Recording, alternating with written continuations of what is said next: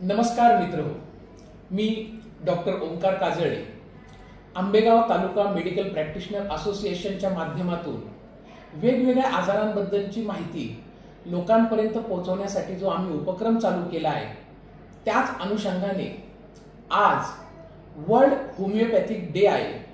त्या निमित्ताने होमिओपॅथी म्हणजे नेमकं काय, होमिओपॅथिक ह्या शास्त्राचे बेसिक प्रिन्सिपल्स काय, ह्या संदर्भात आपणा सर्वांसाठी इत्थंभूत माहिती देण्यासाठी आम्ही आज आमंत्रित केले आहे मंचर येथील सुप्रसिद्ध होमिओपॅथी तज्ञ डॉक्टर सुहास कहडणे यांना। नमस्कार। डॉक्टर सुहास कहडणे यांचे 25 वर्षांपासून मंचर या ठिकाणी वेदांत होमिओ क्लिनिक नावाचे एक क्लिनिक आहे। गेले 25 वर्षांपासून सर या ठिकाणी हजारो रुग्णांचे उपचार हे यशस्वीपणे करत आहेत। आज वर्ल्ड होमिओपॅथिक डेच्या निमित्ताने सरांकडनं आपण होमिओपॅथिक या शास्त्राबद्दल इत्थंभूत माहिती आपण उपलब्ध करून देणार आहोत। सर, आज आपल्या या पॉडकास्टमध्ये स्वागत आहे। सर, आज वर्ल्ड होमिओपॅथिक डे आहे। आजचाच दिवस हा वर्ल्ड होमिओपॅथिक डे म्हणून का साजरा केला जातो? होमिओपॅथीचे जनक डॉक्टर फ्रेडरिक सॅम्युएल हॅनिमन यांचा जन्म 10 एप्रिल 1755 रोजी झाला। होमिओपॅथीचा उगम हा 1796 साली झाला। परंतु होमिओपॅथीचा जसा प्रचार प्रसार पूर्ण जगात होत गेला की होमिओपॅथी शास्त्राचा एक सेलिब्रेशनसाठी दिवस असावा म्हणून एक दिवस निवडायचं ठरलं आणि तो दिवस त्यांचा बर्थ डेट म्हणून आज त्यांचा वाढदिवस आहे। आणि ते वाढदिवसाचा दिवस म्हणून तो होमिओपॅथीचा वर्ल्ड होमिओपॅथी डे सेलिब्रेट करण्यासाठी ठरवण्यात आला सर्वानुमते आणि त्याची वर्ल्ड होमिओपॅथी डे म्हणून आज तो सेलिब्रेट होतोय। तर मी आज सर्वांना वर्ल्ड होमिओपॅथी डेच्या निमित्ताने शुभेच्छा देतो। खूप छान। कुठल्या देशातून आपल्याकडे आलेलं आहे आणि ते कधी आलेलं आहे? डॉक्टर सॅम्युएल हॅनिमन हे जर्मनी स्थित एक एमडी ॲलोपॅथिक फिजिशियन होते। ओके।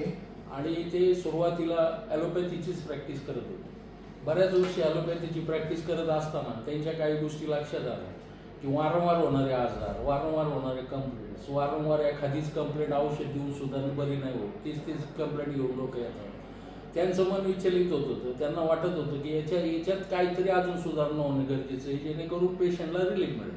ओके। मग त्या अनुषंगाने त्यांनी संशोधन चालू केलं। मग सगळ्यात सुरुवातीला सिंकोना बार नावाच्या एक मलेरियाच्या आजारावर त्यांनी त्या सिंकोना बारवर, बार म्हणजे एक प्रकारे झाडाला आलेला एक डिंकासारखा स्त्राव असतो, तो काढून त्यांनी मलेरियासाठी ट्रीटमेंट केली, ज्याच्यामध्ये त्यांना चांगला ट्रिमेंडस असा रिझल्ट मिळाला। त्याच्यातून त्यांना एक जाणीव झाली की या शास्त्रांमध्ये अजूनही आपल्याला नवनवीन प्रयोग करण्याची गरज आहे आणि काही अशी आजार आहेत की त्याला समलक्षणाच्याच औषधोपचाराने बरं करता येऊ शकतं। जसं काटेने काटा काढला जातो त्या पद्धतीने त्यांनी संशोधनाला सुरुवात केली आणि होमिओपॅथीचा उगम जर्मनीत झाला। ओके। होमिओपॅथिक ह्या आजाराच्या म्हणजे ह्या शास्त्राचं बेसिक प्रिन्सिपल्स काय? सिमिलिया सिमिलिबस क्युरेंचर म्हणजे समसमान पद्धती। या पद्धतीचा थोडक्यात मी आता सांगितलं की काट्याने काटा काढणे। पूर्वी लोकांना काटा भरला, लोक जंगलात चालताना बाबळीचाच काटा काढायचे, त्यांनीच काटा काढायची, ती पद्धत आहे। म्हणजे औषधाची लक्षणं आणि आजाराची लक्षणं समान असलेलं औषध जर दिलं गेलं, ते जास्त पॉवरमध्ये दिलं गेलं तर ते तुमच्या मूळ आजाराला तिथून बाहेर काढून टाकतं। आणि होमिओपॅथीचा मूळ गाभाचा आहे की मुळापासून आजार नष्ट करणे। ओके। आणि त्याचे प्रिन्सिपल आहेत, त्याच्यामध्ये औषधाचे ऍक्शन्स वेगळे आहेत, त्याचा निसर्गाचा लॉ आहे आणि बऱ्याच गोष्टी म्हणजे निसर्गाशी रिलेटेड ही सिस्टीम आहे। नैसर्गिक औषधोपचारांचा यात वापर आहे। ओके। म्हणजे तुम्ही सांगितलं की काट्याने काटा काढायचा, ह्यानुसार जर का समजा आपण एखादं औषध दिलं, होमिओपॅथिक औषध जर पेशंटला दिली तर त्याच्यामुळं रुग्णाच्या लक्षणांमध्ये कधी कधी वाढ होती का? वाढ होती म्हणजे त्याला ऍक्च्युली होमिओपॅथिक ॲग्रवेशन म्हटलं जातं। एखादा जेव्हा आम्ही केस टेकिंग करतो, पेशंटची लक्षणं लिहून घेतो आणि त्या समलक्षणाशी साधर्म्य असणारं मेडिसिन दिलं जातं. ओके. त्यावेळेस काय होतं, समजा तुमच्या शरीरामध्ये 1 पॉवरचा आजार आहे, आम्ही तुम्हाला 2 पॉवरचं मेडिसिन दिले. ओके. तुमच्या शरीरात सेम लक्षणं ही कधी कधी 3 पॉवरची तयार होतात. अच्छा. मग त्यावेळेस काय असतं, त्या औषधाची एक ऍक्शन ठरलेली असते. 1 दिवस, 2 दिवस, 7 दिवस, महिनाभर, 15 दिवस. प्रत्येक औषधाची ड्युरेशन ऑफ ऍक्शन वेगवेगळी आहे. त्याच्यानुसार त्याचा प्रभाव शरीरावर राहतो. आणि जसं निसर्गाचा नियम आहे की weaker dynamic affection is permanently extinguished by stronger one if the latter one is very similar in their manifestation. म्हणजे काय, साध्या सोप्या भाषेत सांगायचं तर फुटपाथवरचा भिकारी सुद्धा एखादा स्ट्रॉंग असेल तर तो विकारला होतो, ओटी माझी जागा आहे, मला इथं बसायची, मी इथं बसून एक मागतो, तू इथं बसायचं नाही. याचा अर्थ असा की जर तुमचा आजार 1 पॉवरचा शरीरात आहे, आम्ही 2 पॉवरचं औषध तुमच्या शरीरात सोडले, ते औषध त्या 1 पॉवरच्या आजाराला तिथून काढून टाकणार, शरीरातून कायम स्वरूपी बाहेर काढणार आणि ते तिथं अस्तित्व तयार करणार. परंतु त्याचं अस्तित्व कुठपर्यंत राहणार, जोपर्यंत त्याची पॉवर आहे. त्याची पॉवर 8 दिवस असेल तर 8 दिवसांनी त्याची पॉवर ऑटोमॅटिक संपणार, तुमचं शरीर फ्री ऑफ लक्षणं. म्हणजे तो सांगतात की असं आयुर्वेद आणि होमिओपॅथी मुळासकट तुमचा आजार काढून टाकतात. तर त्याचे जे बेसिक प्रिन्सिपल्स मध्ये आहे की औषध दिल्यानंतर कधी कधी रुग्णाची लक्षणं ही वाढली जातात. ही वाढल्यानंतर प्रेक्षक हो, हे बेसिक प्रिन्सिपल लक्षात ठेवा की होमिओपॅथिक औषधं घेतल्यानंतर तुमची लक्षणं जर का वाढली गेली तर तुम्हाला ते औषध योग्य प्रकारे लागू पडलेलं आहे.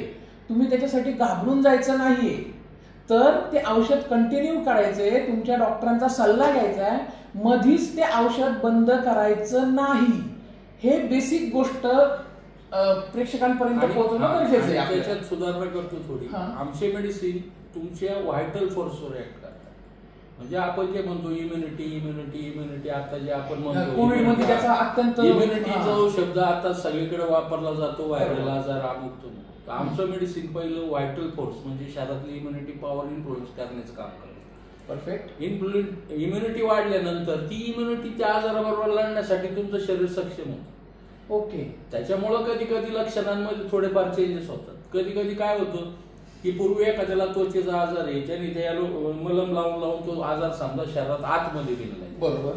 कधी कधी आतून मेडिसिन घेऊन काही आजार बाहेर उफाळून पण येतात. कारण आमच्या याचं प्रिन्सिपल असं आहे, from head to foot, from within outward, from most important organ to less important organ. ट्रीटमेंटचा पार्ट असा आहे. हेड टू फूट म्हणजे डोक्याच्या केसापासून पायाच्या नाकापर्यंत मेडिसिन ऍक्ट करतो. फ्रॉम विदिन आउटवर्ड म्हणजे आतल्या भागातून तुमच्या बाहेर फेकण्याचा प्रकार करतं. आणि from most important organ to म्हणजे less important organ in the sense, तुम्हाला आता समजा हार्टचा विकार आहे, बरोबर, आणि तुम्हाला त्वचेचा विकार. ओके. मग याच्यामध्ये महत्वाचा विकार कुठला आहे, हार्टचा. ते पहिलं हार्टवर ऍक्शन करणार, त्वचेवर नंतर करणार.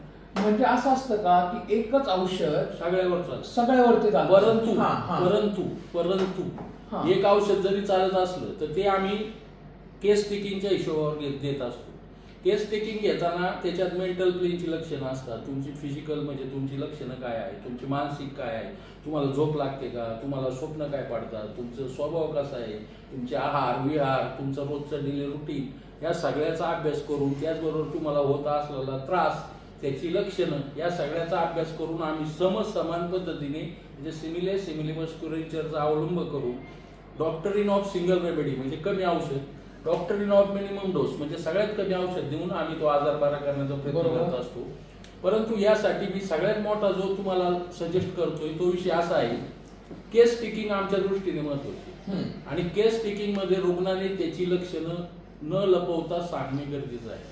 बरोबर. जसं आयुर्वेदामध्ये वात पित्त कफ अशी ट्रिनिटी ऑफ म्हणजे तुमचे ट्रीटमेंट देण्याची जी पद्धत आहे, तुमची वात प्रवृत्ती आहे, तुमची पित्त प्रवृत्ती आहे, तशी आमच्याकडे 3 प्रकार आहे, माइंड बॉडी आणि सोल. माइंड बॉडी सोल ही ट्रिनिटी मानलेली आहे. जसं आयुर्वेदात वात पित्त कफ आहे तसं आमच्याकडे माइंड बॉडी आणि सोल आहे. याच्यात जिथं पुढे डिस्टर्ब जाणवेल, कधी कधी तुम्ही असं होतं, आपण बऱ्याच, आता मी कुठल्या पॅथीचा उल्लेख नाही करणार, पण बऱ्याच वेळा काय होतं, पेशंट डॉक्टरकडे जातो, डॉक्टर त्याचे रिपोर्ट्स करतो, डॉक्टर म्हणतो तुझे रिपोर्ट नॉर्मल आहे, तुला काय नाही झालं, रिपोर्ट नॉर्मल आहे, पण पेशंट म्हणतो नाही ना मला त्रास होतो. बरोबर. पण डॉक्टर काय म्हणतो, माझ्याकडे तुमचे रिपोर्ट्स नॉर्मल आहेत, मी कसं म्हणतो. बरोबर. मग हा जो पुढं गॅप आहे, हा गॅप भरून काढण्यासाठी आणि म्हणणे होमिओपॅथीचा शोध लावला. मेंटल प्लेन, मानसिक स्वास्थ्य खूप गरजेचं आहे आणि त्याचा विपरीत परिणाम शरीरावर होत असतो आणि मानसिक लक्षणांवर होमिओपॅथिक मेडिसिन बेस्ट ऍक्ट. एकदम बरोबर. या संदर्भातच असं आहे की शरीराची एक व्याख्या करताना असे सांगितलेले की शरीर म्हणजे नुसतं शरीर नसून शरीर, मन, आत्मा आणि इंद्रिय. शरीरेंद्रिये सत्वात्मा संयोगे धारी जीवितम. म्हणजे शरीर नुसतं हा फिजिकल आपला देह असं नाहीये, तर शरीराच्या मध्ये आत्मा, मन आणि तुमची इंद्रिय, पंच ज्ञानेंद्रिय आणि पंचकर्मेंद्रिय. सरांनी ज्या पद्धतीने सांगितलेले की आपण नुसतं रिपोर्ट्स वरती पाहून की बाबा हे असं असू शकतं तसं असू शकतं असं नसताना मनाचा सुद्धा विचार हा प्रादुर्भावाने आपल्याला मुख्यत्वे करून मनाचा विचार करावा लागतो. म्हणूनच शारीरिक आजार आणि मानसिक आजार ह्या दोन गोष्टी आहेत. आणि होमिओपॅथी किंवा आयुर्वेद ह्या शास्त्रांमध्ये ज्यावेळेस ट्रीटमेंट दिली जाते त्यावेळेस ह्या दोन्हीचा विचार करून त्यानुसार ट्रीटमेंट दिली जाते. बरोबर आहे सर ही गोष्ट? बरोबर आहे. आणि सगळ्यात महत्वाचा विषय आहे जो पॅथॉलॉजिकल ज्या कंडिशन्स आहेत त्या होमिओपॅथीमध्ये जास्त मानल्या जात नाहीत. म्हणजे treatment as a treatment part. Okay. ते आम्ही ऍज अ गाईडलाईन म्हणून घेतो. परंतु आमच्याकडं तुमच्या पेशंट हा जो समोर बसलेली व्यक्ती आहे, जो जे आम्हाला सांगतोय त्याची जी लक्षणं आहेत, ते तो जे मानसिक त्याचं प्लेनची सिम्पटम सांगतोय, फिजिकल सांगतोय, एन्व्हायरमेंटल सांगतोय, आमच्या ओपीडीत पेशंट तिथून येऊन बसच तोपर्यंत आणि परत जास्त तोपर्यंत आम्हाला किन ऑब्झर्वेशन करायला लागते. परफेक्ट. काही पेशंट आल्या म्हणणार, डॉक्टर तुमच्या इथे खूप गरम होते, फॅन लावा. एखादा म्हणेल फॅन बंद करा, एखादा म्हणेल पाणी आहे का प्यायला आल्या म्हणजे तो ठसके असतो. या सगळ्या गोष्टी आम्हाला पाहत राहायला लागतात. कधी कधी एखादा पेशंट येतो, आता समजा इथं आपल्या टेबलवर असता व्यस्त काही गोष्टी पडल्यात, त्याला त्या आवडत नाही. तो एक पेशंट आहे आमच्याकडे, नीट क्लीन लागतं त्याला. प्रत्येक तुमच्या रूम मधले एखादा फोटो तिरपा झाला तरी तो येऊन सरळ करतो. बरोबर. त्याला ते आवडत नाही. बरोबर. त्याला ते अँगल सुद्धा चुकलेलं चालत. ह्या सगळ्या गोष्टींचा आम्हाला अभ्यास करायला लागतो आणि मग याच्यावर आम्हाला मेडिसिन द्यायला.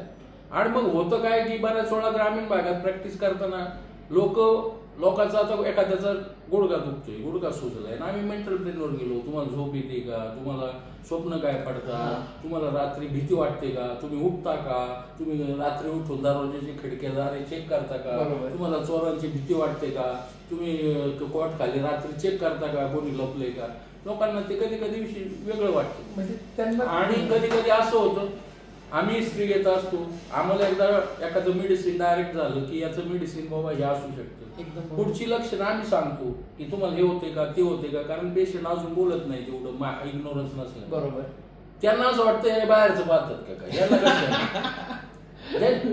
काय असतं एक वे ऑफ अप्रोच असतो. एखादा पेशंट आहे तुझ्या आहे, तुझ्या नावाचं जे मेडिसिन आहे मोरपंखी, आपण पूर्वी वयांमध्ये ते पानं ठेवायचं. बरोबर. त्याचे जसं ते एक्स्ट्रा ग्रोथ असते त्या पद्धतीने पेशंटला एक्स्ट्रा कॅन्सरस ग्रोथ होतात, त्याच्या शरीरावर वेगवेगळ्या ग्रोथ होतात. त्याला किडनी स्टोन होईल, त्याला गॉल स्टोन होईल, त्याचं नाकाचं हाड वाढेल, त्याचं पायाचं हाड वाढेल, त्याचं वजन वाढेल. हे एक प्रकारे ते त्याचं हे असतं. आणि जसं गणपती असतो, जास्त वेळ उभा राहू शकत नाही, त्या पेशंटला उभं राहायला नाही आवडत. स्वीट आवडतं, गणपतीला मोदक आवडतात, एखादी गोष्ट फिक्स्ड असते. हे सगळं ठोकताळे आहे. ते जेव्हा आम्ही अप्लाय करतो तेव्हा पेशंटला असं वाटतं यांना बाहेरचं कसं काय कळते का काय, यांनी कसं काय माझं. कधी कधी असं पण होतं. आणि कधी कधी पेशंट हिस्ट्री लपवतात, त्याच्यामुळे आम्हाला मेडिसिन सिलेक्शनला थोडा वेळ लागतो. आणि जर मगाशी एक मुद्दा राहिला की या ट्रीटमेंटला वेळ लागतो का, बरोबर, तर तो वेळ का लागतो तर हा मुद्द्यावर मी येतो. वेळ जो लागतो तर डॉक्टर हा फक्त 30% त्या ट्रीटमेंटमध्ये जबाबदार आहे. ओके. 50% पेशंटनी स्वतः किती क्लिअर हिस्ट्री दिली. आमच्याकडे डोके दुखीला 350 औषध.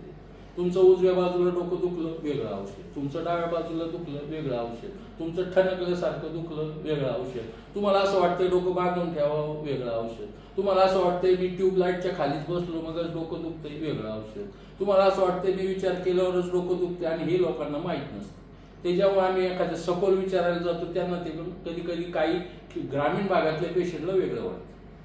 काही गोष्टी अशा असतात पर्सनल लेवलला पण असतात. बरोबर.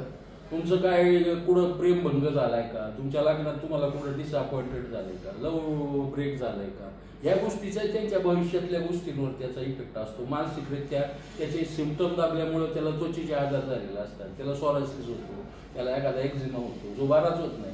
म्हणजे याचा अर्थ की होमिओपॅथिक उपचार पद्धतीमध्ये तुमची सखोल हिस्ट्री घेणं गरजेचं असतं आणि पेशंटने सुद्धा त्या डॉक्टरांना व्यवस्थितपणे सहकार्य करून छोट्यातली छोटी गोष्ट का असणार, आहारातल्या त्याची समजा सवयी असतील, काही गोष्टी आवडत नसतील किंवा मानसिक काही गोष्टी असतील, ज्यावेळेस डॉक्टर एखादे प्रश्न पूर्ण विचारतात त्यावेळेस त्याची सकलपणे उत्तरं दिली तर होमिओपॅथिक हे 100% तुमच्या आजारावरती काम केलं जातं.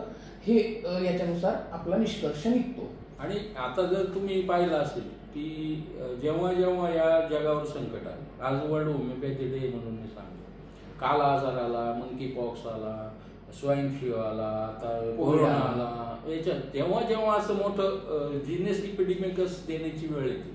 जिनस इपिडेमिकस म्हणजे आमच्या होमिओपॅथी शास्त्रातलं एक अशी म्हणजे शब्दप्रयोग आहे. मी जसं तुम्हाला आता म्हटलं, तुम्ही लगेच शंका मला विचारली असती, जसं डॉक्टरीन ऑफ इंडिव्हिज्युअलायझेशन म्हणजे समजा 2 व्यक्ती आहेत, दोघांना समान लक्षण आहेत पण औषध वेगळं असतं. बरोबर. पण आम्ही कोरोनात एकच औषध का दिलं, म्हणजे परत तुमचा प्रश्न येणार की कोरोनामध्ये तुम्ही एकच आर्सेनिक आणि कॅम्फरच का दिलं. तर जिनिस इपिडेमिकस असा एक प्रकार आहे की ज्यामध्ये तुम्ही त्यावेळेस ती कंडिशन पाहून, तो व्हायरल सिम्पटम पाहून ते एक मेडिसिन जेव्हा इपिडेमिक येते त्यावेळेस तुमच्याकडे वेळ नसतो, प्रत्येक पेशंटची हिस्ट्री घ्या, त्याला डिटेल करा, त्यावेळेसचे इन्व्हायरमेंटल चेंजेस पाहून तुम्ही ते मेडिसिन देता आणि त्याचा बेस्ट एक स्वाईन फ्लूच्या वेळेस ते झालं, कोविडच्या वेळेस तुम्ही पहा जिनस इपिडेमिकस नाव म्हणून ते मेडिसिन देण्यात आलं आणि खऱ्या अर्थाने म्हणजे चांगला रिझल्ट आणि लोकांना खरी होमिओपॅथी कोविडच्या काळात बऱ्याच जणांना कळलं. नक्कीच सर. आणि म्हणजे लोक होमिओपॅथिक डॉक्टर पर्यंत गेले, होमिओपॅथी मेडिसिन स्वयंसेवी संस्थांनी वाटले आणि लोकांना कमीत कमी बाबा त्या साबुदाण्यासारख्या गोळ्यांची डबी हातात आली. आता त्याच्यात थोडं खोलावर जाऊन सांगेन, प्रत्येक याला आम्ही ती डबी भरून देत असतो वन ड्राईव्ह मध्ये, पण त्याच्यात मेडिसिन्स वेगवेगळे असतात. बऱ्याच वेळा लोकांची ही पण शंका असते, माझं डोकं दुखलं तीच औषध दिलंय, सगळ्यांना एकच डबी दिसते, सगळ्यांना असं वाटतं की बाबा तेच मेडिसिन सगळ्यांना देत आहेत का, तर असं नसतं. त्या गोळ्या हे माध्यम आहे, त्या गोळ्या थोड्या गोड असतात. शेळीचं दूध, ऊसाची साखर, सॅक्रमलॅक्टिस नावाचा प्रकार तो आम्ही एकत्र करून त्या गोळ्या बनवतो आणि त्या गोळ्या फक्त माध्यम आहे शरीरामध्ये विशिष्ट डोस जाण्यासाठी, औषध पोहोचवण्यासाठी, मिनिमम औषध जाण्यासाठी, म्हणून त्या याच्यावर आम्ही ते पोर करतो मेडिसिन आणि मग ते 4 ग्लोब्युल्स आम्ही सगळ्याला सांगतो. ते पण सगळ्याला का सांगतो तर त्याची आमची रूट ऑफ ऍक्शन मेडिसिनची 3 पद्धतीने आहे. एक तर एक्सटर्नल ऍप्लिकेशन जे सगळीकडे असतं, म्हणजे आम्ही टिंक्चर देतो, आता त्याच्यात ऑइंटमेंट्स वगैरे आता नवीन याच्यात बरंच काय आले, पूर्वी नव्हतं.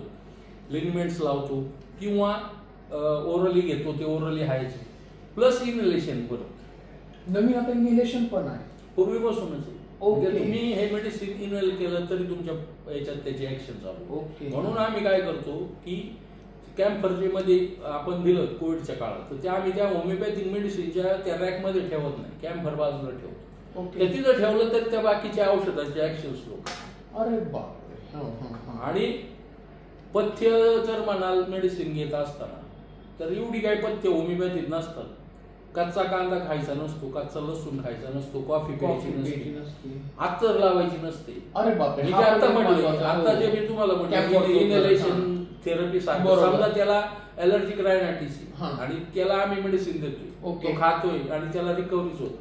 ऑब्स्टेकल इन रिकव्हरी काय आहे, तो अत्तर लावतो आणि त्याला समजा अत्तरचीच त्याची एलर्जी. परफेक्ट. तर ते मूळ कधी कधी ते कारण राहतं बाजूला. हिस्ट्री घेण्यामागचं कारण एवढंच असतं की त्याचं मूळ काय, त्याला आजाराचं मूळ काय ते शोधायचं असतं. आणि इथून मागच्या काळात काय झालं की विविध पद्धतीनुसार आता काही ठिकाणी पहा, आता काय होतं, आपल्याला कुठल्या पॅथीला नाव नाही ठेवायचं. कधी कधी काय होतं, आले डोकं दुखतंय, दिल्या पेन किलर जा, पण ते डोकं कशाने दुखतं याचा विचार नाही होत, व त्याला मानसिक स्ट्रेस आहे, स्ट्रेन आहे, की त्याला घरगुती काय टेन्शन आहे, किंवा त्याला खरंच त्याला चष्मा लागला आहे, किंवा त्याचं विकनेस आहे, बॉडीत व्हिटॅमिन डिफिशियन्सी, या सगळ्या गोष्टीचा विचार नाही केला. सर्व शास्त्रांचं बेसिक प्रिन्सिपलच आहे की तुम्ही हिस्ट्री किती चांगली घेताय. हिस्ट्री हा प्रत्येक शास्त्राचा मूलभूत पाय आहे, त्याच्यावरूनच आपल्याला आजाराचं योग्य निदान केलं जातं. सर एक अजून आता ह्या ट्रीटमेंटच्या अनुषंगाने एक गोष्ट विचारावीशी वाटते की ज्या त्या ग्लोब्युल्स असतात, ज्या सफेद आपण साबुदाण्याच्या गोळ्या म्हणतो त्यांना, तर ह्या थोड्याशा गोड असतात, हे डायबिटीस पेशंट घेऊ शकतो का? घेऊ शकतो. त्याच्यात एकदम निग्लिजिबल शुगर असते. ऍक्च्युली त्याच्यात शेळीचं दूध असल्यामुळे त्या ओढला लागतात. साखरेचं प्रमाण का ठेवलंय कमी, ती लहान मुलं सुद्धा आवडीने घेतात. नाही, इतर गोळ्या खाण्यापेक्षा होमिओपॅथिक डॉक्टरकडे लहान मुलं उड्या माळीत येतात.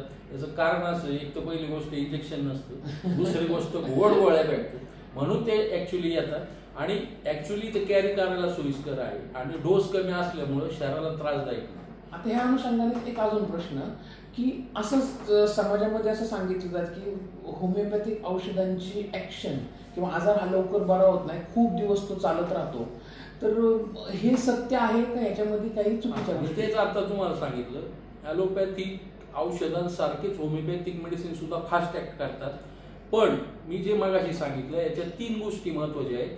जसं मी मला सांगितलं, 30% रोल आमचा आहे, 50% रोल पेशंटचा आहे आणि 20% रोल हा ते किती रेग्युलर मेडिसिन घेतो किंवा किती पथ्य पाळतो याचा आहे.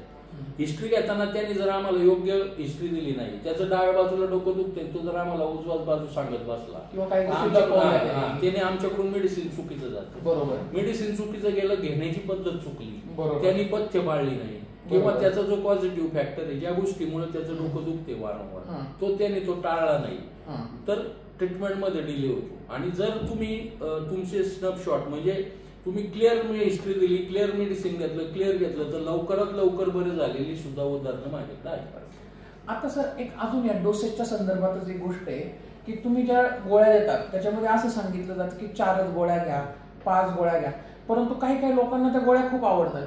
एकदम 10-12 गोळ्या खाल्ल्यानंतर काय फरक वाटतो का? घेतलं नाही पाहिजे किंवा ओव्हरडोस होतो? त्यांनी तुमचं ओव्हरडोस होणार आणि होमिओपॅथिक ॲग्रेवेशन होण्याचे दाट चान्सेस असतात. अच्छा. आणि मग फाल्स ॲग्रेवेशन होतं. ओके. म्हणजे जे आम्हाला वाटते, मी मगाशी जे बोललो की कधी कधी ॲग्रेवेशन होणे आमच्या दृष्टीने चांगले, आम्हाला गॅरंटी असते की पेशंट बरं होईल, पण जास्त घेऊन जर ॲग्रेवेशन झालं तर ते आमच्या लक्षात येत नाही हे होमिओपॅथिक ॲग्रेवेशन आहे की यांनी जास्त डोस खाऊन झाले, मग ते आमच्या लाईन ऑफ ट्रीटमेंटला त्याच्यात बाधा निर्माण. म्हणजे तुम्हाला किती त्या गोळ्या चांगल्या वाटत असतील तरी डॉक्टरांनी 4च गोळ्या खायला सांगितलेल्या आहेत, त्यामुळे त्या गोळ्या 4च खायच्या असतात. आता एक अजून त्यांना अनुषंगाने प्रश्न विचारतो की होमिओपॅथिक औषधांचे साईड इफेक्ट काहीच नाही म्हणतात, ही खरी गोष्ट आहे? साईड इफेक्ट हे बघा, ज्या गोष्टीला इफेक्ट आहे त्याला साईड इफेक्ट असतो. परफेक्ट. फक्त मी ॲज अ होमिओपॅथ एवढंच सांगेन, तो साईड इफेक्ट असा नसतो की तुमचा जीव घ्या नाही किंवा तुम्हाला कुठल्या गोष्टीचा त्याचा त्रास होतो. बॉडीत इफेक्ट साईड इफेक्ट होतात म्हणजे काय होतात, मग अशी जे तुम्ही सांगितलं कालावधी वाढतो, म्हणजे तुमची केस स्पॉइल होऊ शकते. स्पॉइल इन द सेन्स, समजा एखादा पेशंट आहे जो माझ्याकडे 1 महिन्यात बरा होणार आहे आणि माझ्याकडून रॉंग मेडिसिन दिलं, रॉंग पोटेन्सी दिली किंवा त्यांनी ते पथ्य पाळले नाही किंवा त्यांनी एखादी गोष्ट रेग्युलर केली नाही, त्यांनी ते RVR पाळला नाही, एखादी गोष्ट त्याला करू नको म्हटलं, धूळ झटकू नको, घरातली धूळ झटकू नको, त्याला ॲलर्जिक रायनायटिस आहे आणि तो जर ते धूळ झटकेत बसला तर ते लवकर हे होणार नाही. आणि मग त्याच्यामुळे काय होतं की कधी कधी ते लेट होतं आजार, आणि मग लेट होतं, मग ह्या सगळ्या गोष्टीचा विचार करून पेशंटनी सुद्धा सहकार्य करणं गरजेचं असतं. बरोबर आहे, बरोबर आहे. म्हणजे साईड इफेक्ट आहेत. साईड इफेक्ट काय असतात ते सांगतो. फक्त होमिओपॅथिक ॲग्रेवेशन होतो, केस स्पॉइल होते. स्पॉइल इन द सेन्स, समजा एखादी केस आज 70% बरी झाली माझ्या हिशोबाने, माझ्याकडे आता हिस्ट्री, माझ्या समोर पेशंट आहे, त्याची लक्षणं 70% कमी झाली आणि चुकून माझ्याकडून एखादं मेडिसिन चुकीचं गेलं, तर जो बरं झालेला असतो तो 70% रिवर्स येतो आणि त्याचा कालावधी वाढतो. आणि साईड इफेक्ट जो मग मी शब्द तुम्ही म्हटले आहे की नाही, तर तो जो मी सगळ्यात सुरुवातीला जे तुम्ही मला प्रश्न विचारला होता, व्हायटल फोर्स मी सांगितलं, बरोबर, इम्युनिटी पॉवरवर जेव्हा ऍक्शन होते, तुमचे दबले गेलेले आजार जेव्हा बाहेर फेकले जातात, ओके, तर ते लोकांना असं वाटतं याचा साईड इफेक्ट. म्हणजे समजा तुम्ही डोकेदुखीसाठी माझ्याकडे आलाय, पण तुम्हाला पूर्वी एक्झिमा होता, जो तुम्ही ॲलोपॅथिक मला दाबून दाबून तो आत बसवला होता, पण आतून मेडिसिन घेतलं, माझ्या याने व्हायटल फोर्स जागृत झाला आणि तो जो दबलेला आजार आहे तो माझं मेडिसिन बाहेर फेकणार, मग ते परत बाहेर येते. लोकांना असं वाटतं हे यांच्या मेडिसिनमुळे मला परत आजार उपटला, म्हणजे त्यांना तो साईड इफेक्ट वाटतो. तो साईड इफेक्ट नसतो, ऍक्च्युली शरीरातून तो बाहेर टाकायचा प्रयत्न असतो. आता 2 प्रश्न अजून. एक म्हणजे जन्मजात आजार ज्याला ॲलोपॅथीमध्ये कंजनायटल डिसिजेस म्हणतात, तर त्या संदर्भात होमिओपॅथीमध्ये काही उपचार आहेत का जे जन्मजात आजारांच्या संदर्भात? कंजनायटल डिसिजेसचा विषय असा आहे, आता त्याच्यावर खूप रिसर्च चालू आहे. आता कालच एक टाइम्स ऑफ इंडियाला आलं पहा, तुम्ही वाचलं असेल, टीव्हीला एक होमिओपॅथिक मेडिसिन आज फिरते ते सगळ्या ग्रुपवर की बाबा ते अप्रूव्ड होते आता. ओके. तर म्हणजे एकेटी घ्यायची तर ते घ्यायचं असं. अच्छा. तर ते प्रेग्नन्सीच्या काळामध्ये जेव्हा तुमचं आपण म्हणतो काही ॲनोमेलीज असतात, कंजनायटल ॲनोमेलीज असतात किंवा एखाद्या प्रॉब्लेमॅटिक डिलिव्हरीज असतात, तर त्या डिलिव्हरीज नॉर्मल होण्यासाठी काही मेडिसिन आहे. ओके. जसं तुमच्या आयुर्वेदामध्ये गर्भसंस्कार आहे, तसं त्या होमिओपॅथीमध्ये अशी काही मेडिसिन्स आहेत जे तुमचं, आणि किंवा तुम्ही असं म्हणताय लहान मुलांना होल आहे छातीत वेजली, त्याचा वॉलचा प्रॉब्लेम, ते सुद्धा हे होऊ शकतं. परंतु प्रॉब्लेम असा आहे त्याची हिस्ट्री मिळणं आणि हेरिडिटरी आजार. म्हणजे तुम्ही आता कंजनायटल वाढायला मी हेरिडिटरी सांगतो. बरोबर. होमिओपॅथीमध्ये हेरिडिटरी आजाराची चेन ब्रेक करण्यासाठी नोझोड नावाची मेडिसिन आहे. नोझोड त्याला प्रकार म्हटला जातो. ओके. म्हणजे कोड आहे. असं म्हटलं जातं आजोबाला आहे, मामाला आहे, त्याच्या बाच्याला होणार, किंवा आजोबाला आहे त्याच्या नातवाला मध्ये होत नाही. तर तो जो हेरिडिटरी लिंक जी आहे ती ब्रेक करण्याचं काम होमिओपॅथिक मेडिसिन करतो. क्या बात आहे. मग ह्या संदर्भात समजा जसं आता डायबिटीसच्या बाबत आहे की डायबिटेड आपण हेरिडिटरी हा म्हणतोय, तर त्या संदर्भात तुमच्याकडे काही रिसर्च झालेला आहे का, किंवा त्याचे काही केस पेपर्स पब्लिश झालेले आहेत का? काय झालंय आमच्याकडे प्रॉब्लेम असा आहे, एक होमिओपॅथिक फिजिशियन दुसऱ्या होमिओपॅथिक फिजिशियनला औषध सांगत नाही. जे खरं आहे ते मी उघड बोलतो. आम्ही सुद्धा हात ठेवून मेडिसिन लिहितो, त्या पुढच्याला कळलं नाही पाहिजे. इव्हन नवरा बायकोत भांडणं होतं. एक पेशंट आहे, ती म्हणाल सेपिया द्या, मी म्हणाल प्लॅटिना द्या. नवरा बायको होमिओपॅथिक प्रॅक्टिस एकत्र करू नये त्यांची भांडणं. कारण आमच्याकडे डॉक्टर इन ऑफ इंडिव्हिज्युअलायझेशन मानलेलं आहे. प्रत्येक पेशंट हा वेगळा आहे, त्याला वेगळं मेडिसिन लागू करू शकतो. आणि जो हेरिडिटरीचा विषय आला, डायबिटीसवर रिसर्च चालू आहे, रुमॅटॉलॉजीवर चालू आहे.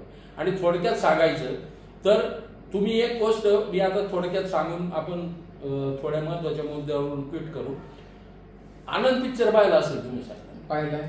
जेव्हा तो राजेश खन्ना धाप टाकत असतो, अमिताभ बच्चन त्याचा डॉक्टर असतो, राजेश खन्ना शेवटचा डायलॉग म्हणणार, त्यावेळेस अमिताभ बच्चन काय म्हणतो, तुम थोड़ी देर को मैं वो डॉक्टर मुनीम जी करके है, उनके पास कोई तो भी होम्योपैथी की दवा है जो मिरेकल कर सकती है, मैं वो लेके आता हूँ. और त्याला ब्लड कॅन्सर असतो. बरोबर.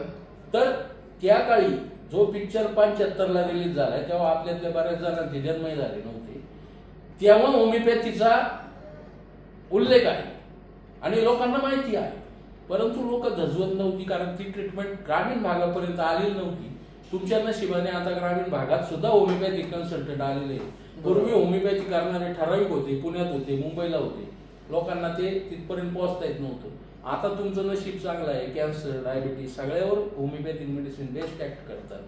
बरेच असे पेशंट मी सांगू शकतो. आता आपल्या इथे डॉक्टर संजय गाडगेकडे राजनीला एका बाईला कोबरा चावला होता आणि ते ऍक्च्युली फार गँग्रीन व्हायचे, पाय मूडमध्ये होता आणि त्याला ग्राफ्टिंग सांगितलं होतं. आपलं होमिओपॅथिक कॅलेंडरला दिलं, टिंक्चर लावायला दिलं, तिला इंटरनल एक मेडिसिन नाजे म्हणून दिलं, ते तुम्ही ऐकलं असेल व्हॉट्सअपला. पूर्ण तिला ग्राफ्टिंग लागलं नाही, ओके झाली तिची. खूप छान. डायबेटिक फूटला बरेच MS सर्जन, आपले MS सर्जन जे डॉक्टर्स आहेत ते डायबेटिक फूटला कॅलेंडरला देतात लिहून. मग आम्हाला आनंद वाटतो. शिंत्रे डॉक्टर सगळ्यात मोठे ऑर्थोपेडिक, ते आजही प्रत्येक पेशंटला कल्केरिया फॉस होमिओपॅथिक मेडिसिन लिहून देतात. खूप छान. म्हणजे आता हळूहळू लोकांना ते पटायला लागले. आणि माझं शेवटी आता ट्विट करायच्या आधी मी एवढंच सांगेन, आयुर्वेद असो, होमिओपॅथी असो, ॲलोपॅथी असो, सगळ्यांनी एकमेकाच्या हातात हात घालून काम केलं पाहिजे.